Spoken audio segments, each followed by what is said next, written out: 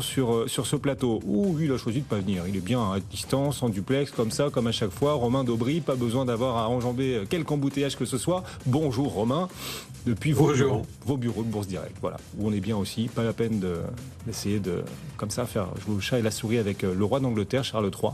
On est sûr d'être ici. Voilà, on est sûr d'être au rendez-vous au moins quand on est en visio, exactement. Et c'est un plaisir de vous retrouver 3 fois par semaine cette saison.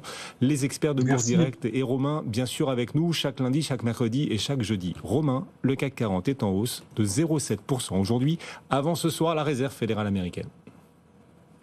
Oui, et pas sur n'importe quel niveau, c'est vraiment intéressant. On est vraiment sur tous les grands indices à la croisée des chemins. Les opérateurs ont bien identifié le rendez-vous de ce soir et il est fort à parier que ça va être un élément déterminant pour l'évolution des cotations dans les jours à venir, très probablement. On n'a pas de grands mouvements à attendre, mais peut-être une situation qui pourrait se décanter un petit peu, qui reste quand même assez bloqué globalement.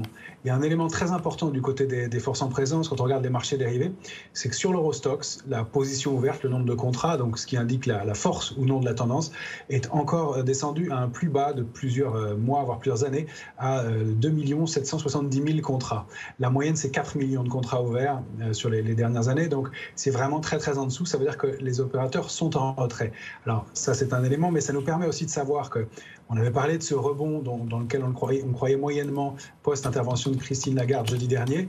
Et au cours de la hausse, pas de soutien, mais au cours de la baisse, pas de pression baissière non plus. Donc, on n'a pas de stratégie vendeuse et on a quand même reperdu sur l'indice CAC 40 presque 3%. Donc, si les vendeurs avaient voulu se manifester ou créer une forme de pression, ils l'auraient fait. Ça n'est pas le cas.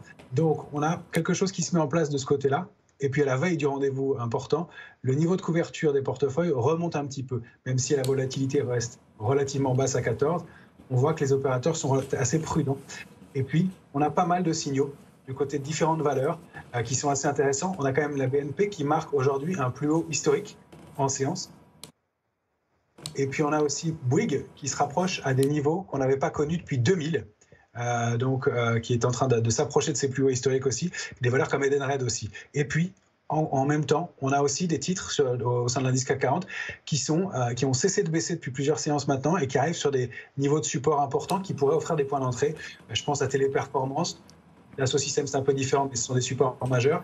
Et puis Worldline, par exemple. Et puisqu'on parle des valeurs, Romain, Julie Cohennerton vous interroge. Oui, Romain, quelles sont les valeurs à suivre aujourd'hui? Je pense notamment à Eurofins. Eurofins, ça fait partie des titres qui nous intéressent, qui ont un peu le même genre de configuration que les autres.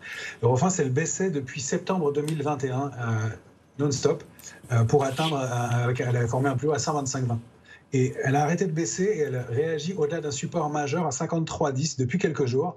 Et elle donne 2 éléments importants. D'une part, elle s'inscrit dans une figure de retournement haussière qu'on appelle un biseau, qui est donc un signal de probable retournement haussier. Et en plus de ça, les indicateurs graphiques ne sont pas d'accord avec l'évolution des prix.